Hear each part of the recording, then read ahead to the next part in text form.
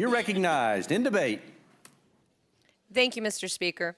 According to the largest U.S. survey of trans people ever taken, carried out by the National Center of Transgender Equality in 2015, 27,715 people responded. 1% of them reported being sexually assaulted in a public restroom for being transgender. 12% reported being verbally harassed in a public restroom, and another 1% reported being non-sexually physically assaulted for being transgender.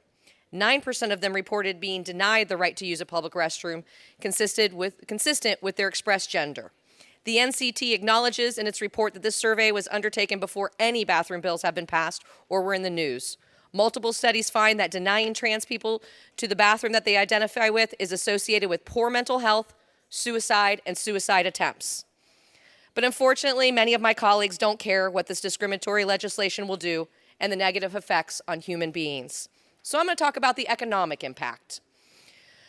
Approximately 2 years and a week ago, I stood right here holding the same microphone and debated against the trans sports ban and mentioned North Carolina's bathroom bill that was passed and the potential economic results.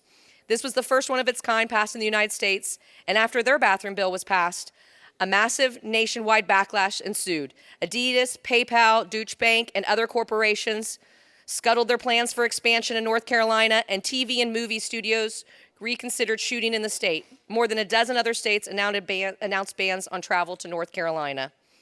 An analysis by the Associated Press predicted North Carolina would lose more than $3.76 billion and nearly 3,000 jobs over the next dozen years as a direct result of this legislation. And then 8 months after signing the bill, the governor lost his re-election bid. And shortly after his election, they repealed much of this bad bill.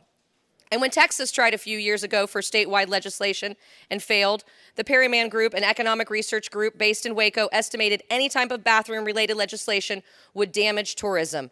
Bathroom regulations that are viewed as discriminatory could make the state less attractive to event planners and potential visitors, the study says. Over time, the study predicts the losses would amount to $5.5 billion annually and 59,000 jobs.